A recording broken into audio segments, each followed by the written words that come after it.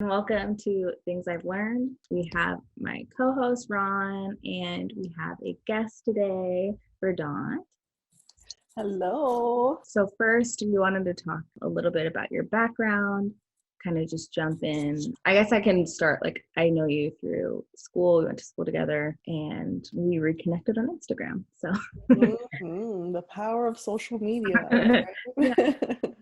Yeah, so that feels like so long ago at this point, and so much has happened. But yeah, I met you through school, about 2,500 miles away from where I currently live. Yeah. Right now we're on the Same.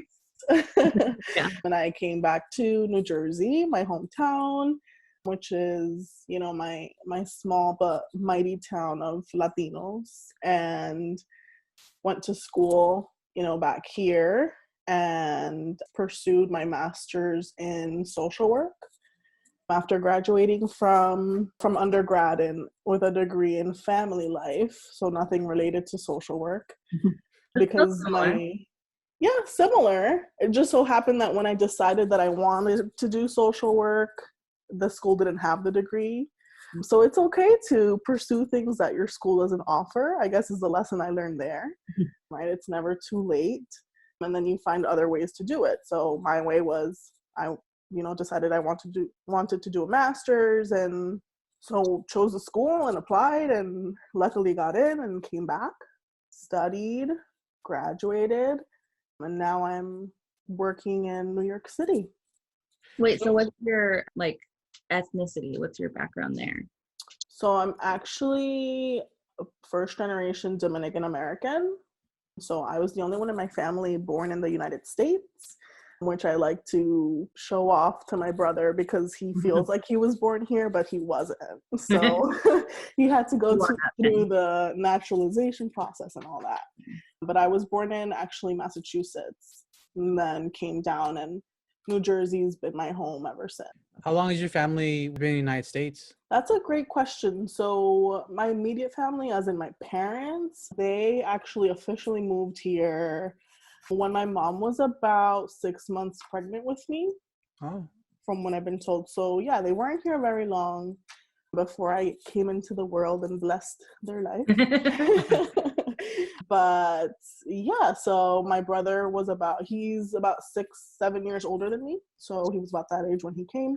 And then they've been here ever since. So did you already decide when you're going to getting a bachelor's, like, okay, I'm gonna get my master's, I go into social work? And if so, why social work? Yeah, that's a great question. So I started at university as a nursing major, and it was first of all, it's pre-nursing because it's a very competitive program. You had to do prereqs and then basically have like a 4.0 to apply and then get in. Long story short, I was failing all my science classes. And to me, I'm a big proponent of, what's for you will be for you, and you don't have to force it, and it will find you. Or, if that door doesn't open when you knock, it's not for you. So, of course I tried my best. I retook classes and it was still the same result. And so I was like, okay, I remember going to my counselor, my poor counselor at the multicultural office. She would just listen to me vent, and I was like, I can't, fail out of school. And she's like, well, consider other majors. And I was like, no, I don't want to be one of those kids that are in school forever. Long story short, she's a social worker. She has her degree in social work. And she's like, I'm a little biased because I'm a social worker. She's like, but I think you'd be a great social worker. And I was like, what is that? I'd never heard of it in my life as a career. Never encountered a social worker in my life. I was just like, tell me about it. What is it? And she went on to explain to me, you basically help people. And I was like, okay, what else? And she's like, she starts to tell me, she's like, well, you can work with different populations, and, you choose you can work in different fields and in different locations and different places around the world. It's very flexible. So that's how I was exposed to social work for the first time. And that's when I began to consider that. So that was probably around my sophomore year of college. And from then on, what I did was begin to prepare right? My resume and my portfolio, basically, I guess you can say, to be a good candidate for a master's program for social work, because again, my university did not have that degree. Mm-hmm. So I couldn't get a bachelor's. Yeah, they changed that. Like I studied sociology, and they changed, and I had thought about social work too, and they changed that like after I graduated. Yeah, so she was like, you could do social work, and I was like, great, is that a major? And she's like, no. I'm like, okay. So then what do I do? So we went through the list of majors of like things that could be related, and family life just happened to resonate with me and make the most sense, and that's what I got my bachelor's in. That's awesome. So what do you do after you went through your master's as far as internships, or what internships did you do, and like what types of social work? After I went for my master's, or during? During. So that's probably where you're figuring out like which like populations and like exactly what type of social work you're wanting to do. Yeah, so fun fact about social work is that you don't really have to decide that until you graduate from social work school. You can choose the time that you're in school to work with different populations. So that's what I did, not by choice, but because I had to, and it was what was offered to me. So just to give a little bit of background, I mentioned that I had taken the rest of my time in college to get some more experience to be a good candidate for graduate programs. And so I actually got the opportunity to do a study abroad research trip to Africa. And I lived in Ghana for a few weeks, 6 to be exact, because I'll never forget that number, because it was both awesome and very hard at the same time. But I learned so much, right? So from that experience with social work professors being in the field, I narrowed down my population to kids, and I said, I want to work with kids. And then things shifted, and like I said, I didn't have much of a choice in social work school because of the internships that are available to us. Mm-hmm. So I actually ended up working at a nursing home for my first semester in school. That graduate program is, well, I did it full time. So it's only 4 semesters if you do it full time, which is not bad at all. But the first year you do 2 internships. So the first year I did it at a nursing home, a long-term care facility, and it also had patients that had psychiatric needs. And so that was really interesting because, yeah, they were considered geriatric psychiatric patients. Oh. And so that was new for me, on top of the fact that I was still being introduced or transitioning into the role of social worker, right? Because I had never been a social worker before. And then the year after that, for my last year in social work school, I worked at an elementary school. Mm-hmm. So I worked at an elementary school, and it was a very different experience than my first year. Obviously, from the get-go, they're different populations, right? So different ages, different problems. I went from dealing with a psychiatric patient that wouldn't drink their medication to a kid, that got in trouble because he can't self-soothe in the classroom after being told he can't play with the puzzle pieces anymore. So it was very different. But again, I found my niche and my love for working with kids. And so I knew that, I wanted to work with kids. And so that's what I went into after I graduated. I come from like a lower middle class family. So I didn't have the luxury of searching for the perfect place that I could work. After school, it was more of a matter of like, I need a job. Like, I have a degree, I need a job. Like, student loans are going to kick in soon. I need to find a place to work. And so I remember applying to like all these places, and something that made it hard was my license in New Jersey took long to be processed. So for that, do you have to take like another test in order to be licensed? Mm-hmm. Yeah. So when you go to school for, and take the amount of credits that you need, so 30 credits, you complete your field placement, is what it's called. You need a different set of hours each year, but it ends up being about like 250 hours or something like that. It might be a little bit more. Like now in the field, like in the actually field. working with patients and In your internships. And then you have to take a licensing exam after you graduate from school. Some states allow you to take it beforehand if you get pre-approved. Like New Jersey allows you to take it beforehand. And I did. I actually took my licensing exam my last semester of social work school, but the process took so long. I don't know, New Jersey, I've heard, is one of the slower states to process licenses.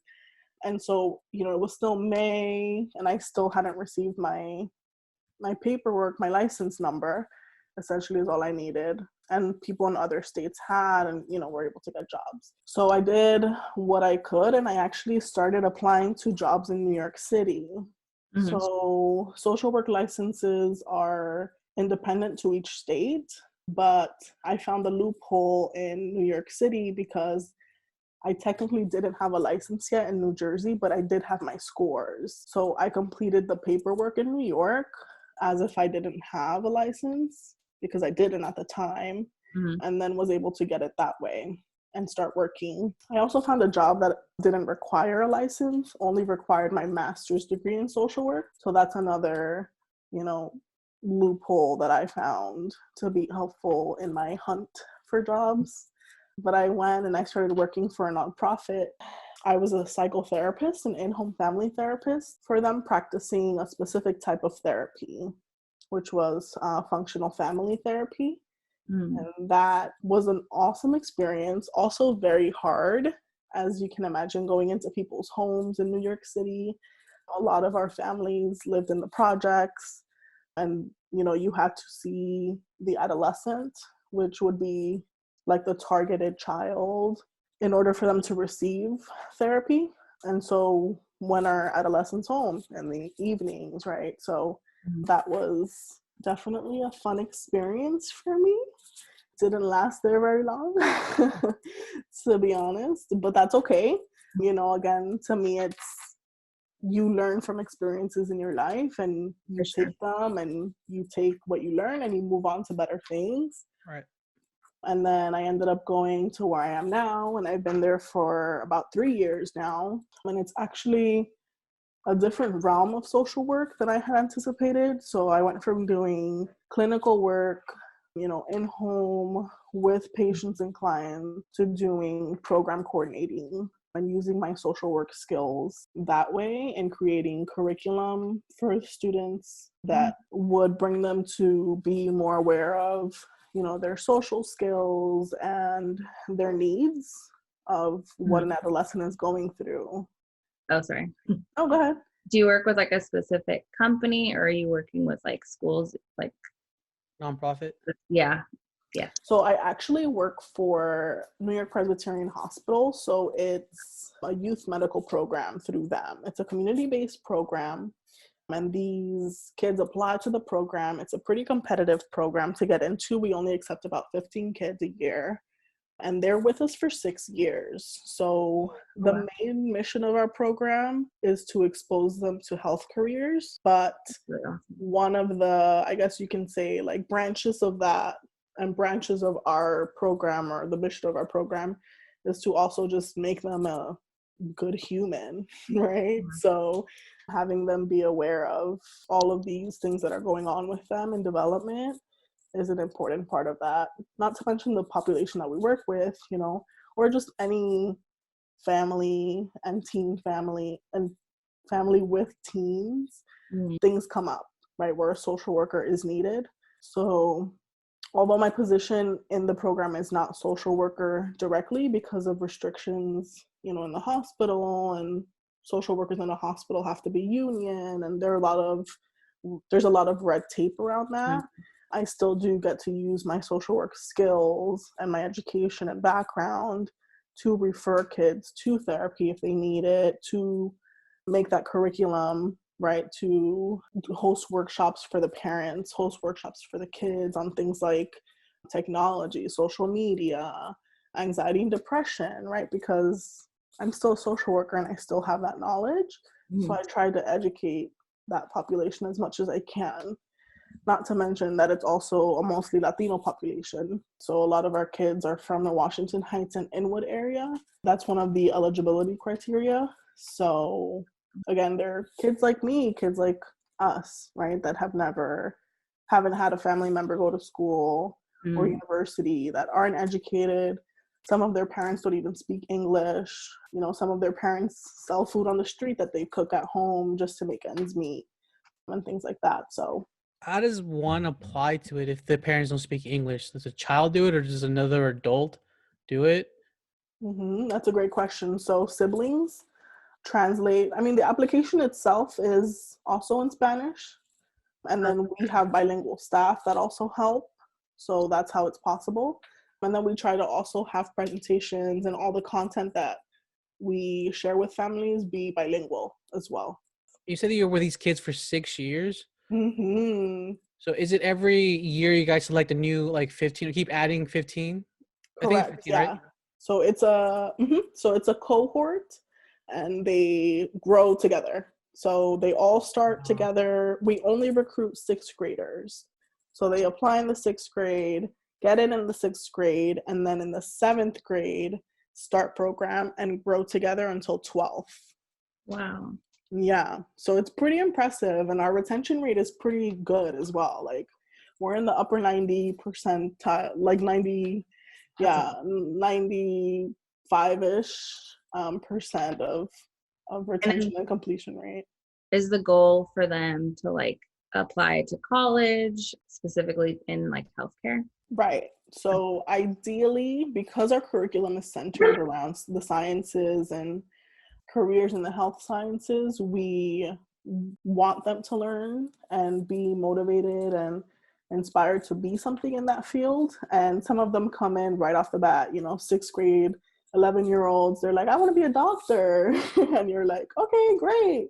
And so you accept them, you know, if they're fit, with that hope of they are going to be a doctor. And some of them do, but like, you know, kids will be kids. Some of them change their mind, and that's okay too. But the vision for the program, it was started by a doctor and a philanthropist. And that was the vision, to, you know, educate and prepare more underserved youth to go into the health sciences and populate, you know, that field. Was the founder also Latino? No, neither of them were, actually. But the program specifically targeting Latinos and impoverished areas, or is anybody available for that program? So anyone is available for that program. I guess the net that we cast is underserved, right? So that could mean Latinos, that could mean any person of color. It could mean, you know, white families that are in poverty, or, you know, just a range of different families. So it's a nice mix that we get. Are these kids like behavior or just impoverished? There's like, because you know they're preteens, and you know back when we were preteens, you know, just a lot of rebellious stuff. So these teens are actually they don't have any behavioral concerns. They're actually very high achieving kids when they enter the program, right? Not to say that they don't have their hiccups along the way as they grow and get into high school, and then, you know, face things with self-esteem and gang violence in New York City, you know, all those things that they are exposed to. But initially, there's no behavior concerns that we pick up on, you know. So our goal during that process is to, I guess, to shape or to identify a youth that we can shape to become just a successful human being, right? Someone that's motivated by themselves, like intrinsically motivated, and then extrinsically motivated by their family and supported, right? Regardless of like where they come from, what their income is. If you have a parent that doesn't speak Spanish, that doesn't speak English, and is with you in an interview, you know, that shows to us that their family supports them, whether or not, you know, they can or not. So that's really what we look for. And we actually do interview the parents and the families together, and then the kid on their own. So it's a very like specific like recipe, I would say, that we've come up with to be able to help and identify these underserved families. Wow, it sounds like really good and really rewarding, and just to see somebody or guide them, I guess, in a proper way. Does this program offer them opportunities such as scholarships or like, a segue into the healthcare? So segue in what terminology? Like, say maybe they don't want to go to college, they want to get like a certificate and like, get something not college based, but more Or like like just technical. a technical like The technical. certificate. So one of the requirements that we have in order for a scholar, we call them scholars, in order for a scholar to graduate from our program is that they have to be enrolled in a university or college upon completion. Otherwise, they won't be considered to have graduated successfully. And so although we don't offer certificates while they're in the program beyond things like CPR, but nothing technical per se that they could work with, we do encourage them to look into all of these areas and help educate them and their families on the benefits of really getting to know and explore different careers. Because like, Ali said at the beginning, our families are like, are you going to be a doctor or a lawyer? And it's like, there's so much in between. Right. And there's so many more people in the healthcare field than a doctor and a nurse, right? So it's about teaching them that. So what's a social worker? What's an information technologist? What's the phlebotomist? What's, an x-ray tech or a pharmacist? So all of these people that make things happen.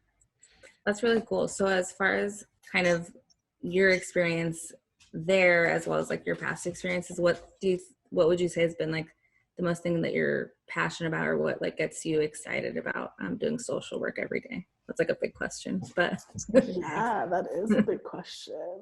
I guess, we're all human, and we all look for what gets us up in the morning. And what I've realized for me is when I see impact that I've created in something, that's what fuels me, right? And that's what I love about social work. You're always going to see impact, and you're always going to have it on other things or people or programs or curriculum, wherever it is that you decide to work. So whether you have clients, whether you work in nonprofit organization, in administration, or create your own nonprofit, become a CEO, you're always going to be fueled by impact, or see that impact and feel that impact. And that's what I love about it.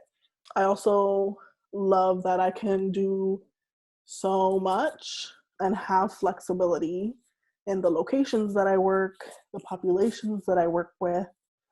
I would hate to, just sit and deal with numbers all day, for example. No offense to people that do that. That's their, cup of tea. That's their lane. but it's not for me, right? I love talking to people. I love listening. I love hearing their stories, where they come from, where they want to go, and helping them change, right? That's a huge, huge word in social work. And we always say that we don't force people to change. They change with our help because they want to. And that's something else that I've learned. So I consider myself a professional helper. That is what my LinkedIn says. And I think it's true. I think that people that go into social work are natural helpers and want to be for the rest of their lives. So I think that answers your question. Did I get it all, Ali? That's perfect. Okay. That's awesome. I have a more kind of question I'm pretty sure listeners want to hear. First of all, it's going a little bit back towards your bachelor degree. And you mentioned some student loans. Like, how were you able to afford the education? That's a great question. So I went to a university. It was a private university where the tuition is subsidized. It's a religious university. And so that's how I got through college, right? I had a subsidized tuition. And then on top of that, I was also part of the multicultural office and received scholarship through them. And so they covered the remaining tuition that I had. And so I got a full ride to school, which I was so lucky, to have that opportunity. And then my loans started kicking in when I applied to the graduate program and had to go to social work school. But funny enough, I feel like it did, not having any loans in my undergrad did put me still like at a competitive, I don't know how to explain it. Like better position. Yeah, in a better position. That's a good way to put it, Ron. So in a better position to feel comfortable enough to go and get my master's, right? Become more educated and have more earning potential. It's funny that you mentioned about better position because there is a stigma around being a social worker that they don't make that much money. Is that true in your experience, or is it just a movie thing that they stigma? It's true.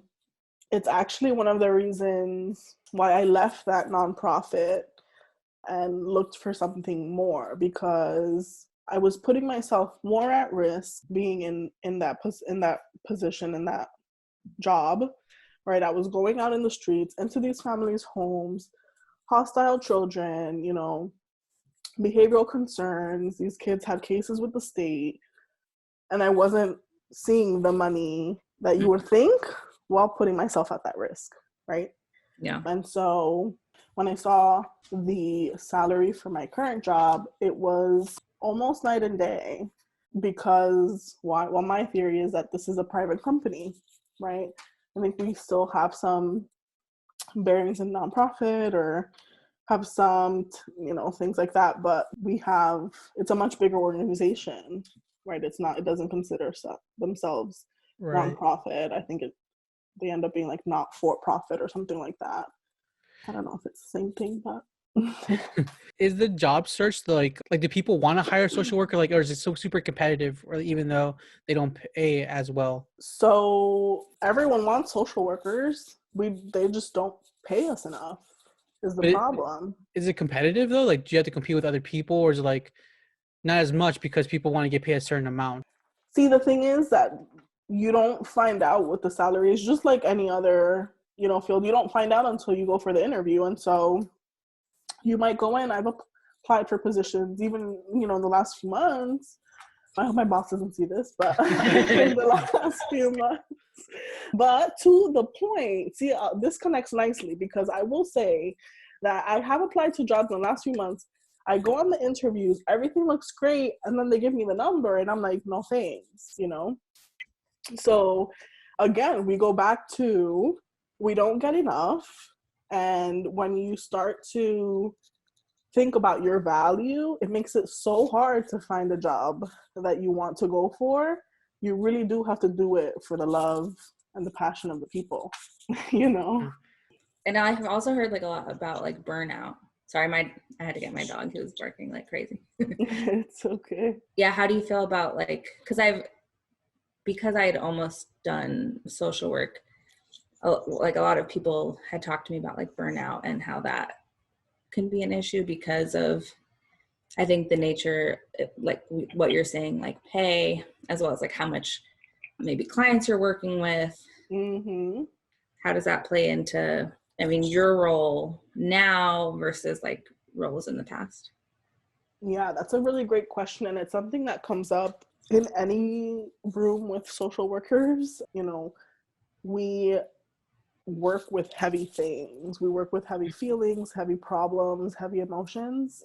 Something I didn't mention earlier is that when I started here at the position I'm currently at as a program coordinator, I also began to work concurrently in a clinic as a therapist, just as a community psychotherapist, not in the home. I was in an office, and I had to leave that job eventually because of burnout. Mm-hmm. So despite the fact that I was only there part-time, only there a few hours a week, the problems were so heavy that, coupled with some things that I was going through in my life, it was hard to handle. Yeah. And so it's so real. You need to be so aware of how you're feeling. What fuels you has to be at the forefront of your mind all the time. And I will say, ironically enough, although we talk a lot about burnout, we don't practice self-care as often as we should, because you don't have time to, right? So it's crazy to think a lot of the social workers that I worked with had 2, 3, 4 jobs just to make ends meet, because again, we didn't get paid enough. So you're talking about burnout, you're talking about low salary, high work demands, right? High caseloads, heavy problems. if you don't take care of yourself, you won't last. So you do have to have what I say, you know, tough skin to be in the field, but you also have to work smart. And so ultimately I ended up, you know, leaving that position. Maybe I'll go back to therapy someday, but for right now I'm figuring out, you know, what it's like to be in the administrative side of social work and looking into that, which is the beauty of the field, right? It's never going to be too late to change my mind and go back to therapy or start my own practice or start my own nonprofit. So the possibilities are endless, and it's a good thing, but it could also be very overwhelming.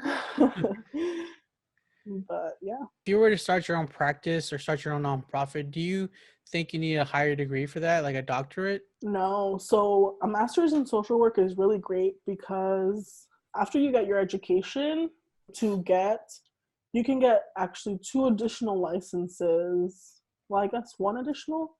So I mentioned you go to social work school. Typically, the average student just goes on to take their licensing exam right after school. And then that gets you your license in social work officially as a master's student. So that degree is different than, that license is different than the one that you get if you get your bachelor's in social work. More and more, they're recommending that social workers have a master's in social work because it allows them to be more marketable and do more in the field.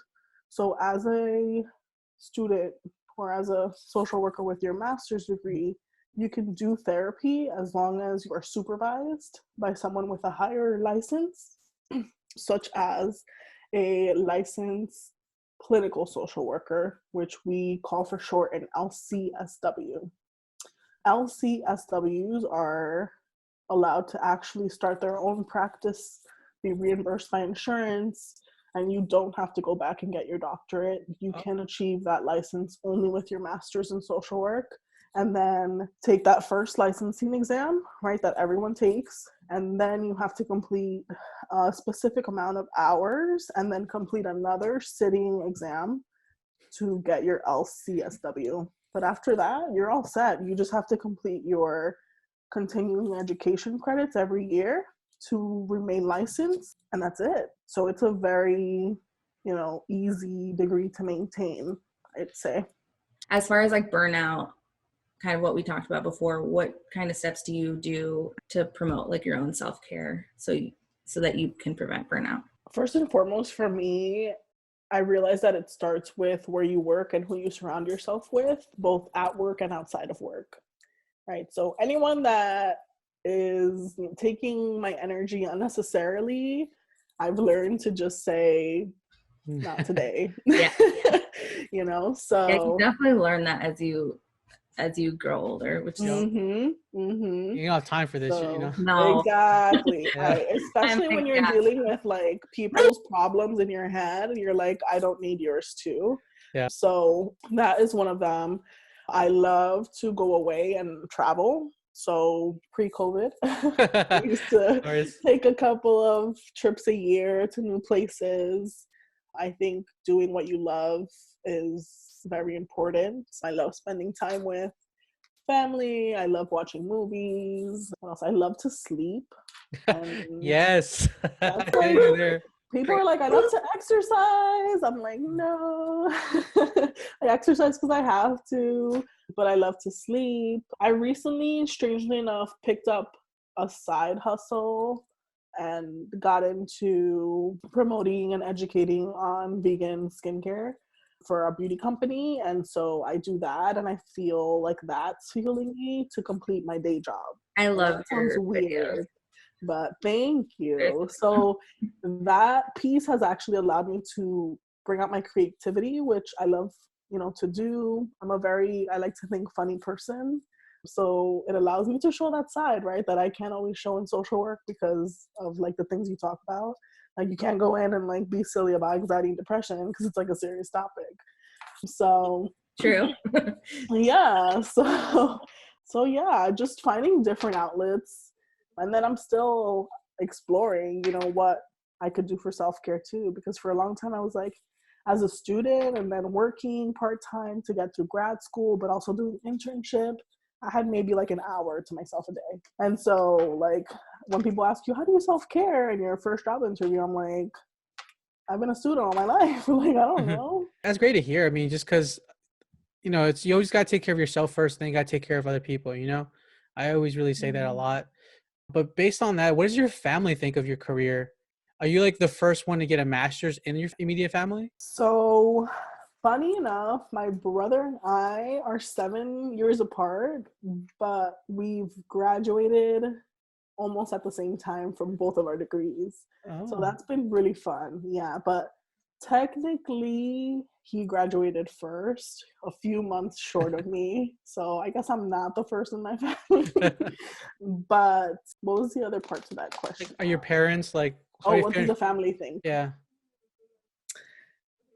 Like me, they didn't really know what social work was until I started explaining it to them. Having therapist as my first position was really helpful because they know what that is, right? Like, oh yeah, la terapia, like she gives therapy. And everyone's like, oh, okay. Now it's like a little bit more difficult because I'm in like programming and things like that. So they're like, oh, she works with a program, right? And like helps kids. That's really what it comes down to. The parents do it all the time, yeah. It's like trying to simplify it, like, yeah, they just do this. They do this, yeah.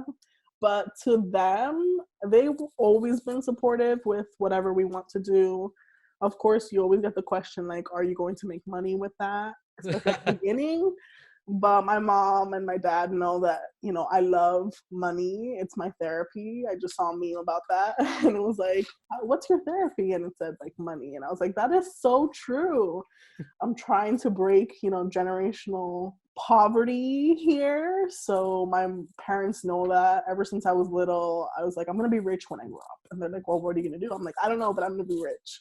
And so I'm still on that mindset, that millionaire mindset. So it's always good. I think it's very common for a lot of immigrants, you know, just because they've grow up like not in the best situation or, you know, kind of good opportunities. So they always have that thrive and that thirst of like getting better and, you know, just generation wealth basically. Yeah, absolutely. So my mom reminds me, I promised her a car. She's like, I better not like die before I get a car.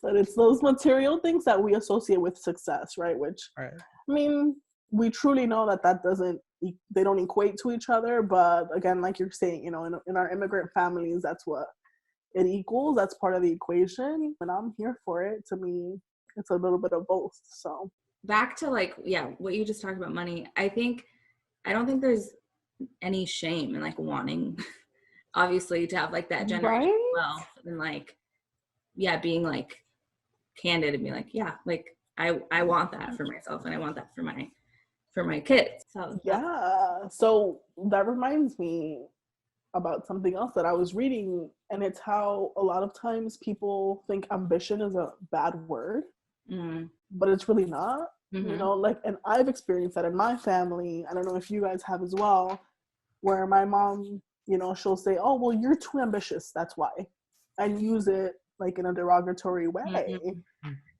And, you know, reading that, I was like, that's so true. You know, it is for some reason like a dirty, bad word when it just means that we're motivated, right? Like we're inspired to push harder and to work harder to get things that we need or want.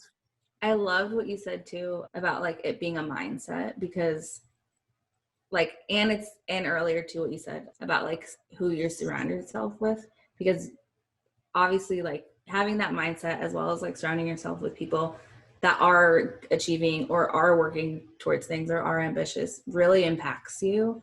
And so yeah, amen. That was all. Yes, and that is another thing that, you know, I found is so important to have, and I have found like a second source for it. It's in the side hustle. You know, I'm surrounded by people that aren't social workers, aren't necessarily like in a specific professional field, because they're from all different fields and have the same mindset as me. And I'm like, this is it. Like, this is life, you know, like the days that I'm like, I don't want to go to work, you know, they're like, oh, you know, we're pushing to this, or this is our goals. Like, what are your goals? What are you thankful for? And it really is about community. Mm-hmm. So important. So important. Do you have any questions for us? No, I think, you know, like I said before, what you guys are doing is so awesome. And who knows, you know, I hope this takes you far, but I'll definitely be on the lookout for some of those videos and can show them to my kids, the scholars that I work with, not. I was gonna ask you. I didn't get kids. No, I don't have kids. I consider those 86 my kids. So 86 kids. But no, thank you guys. Thank you for having me. This has been a lot of fun. No, thank you. Yeah, it's always fun learning about people, but more importantly, like their story. So, well, guys, if you want to listen to more videos, make sure to subscribe, follow on Instagram, and on Instagram is things_I've learned. And yeah, so thank you for everything. Bye. Bye-bye.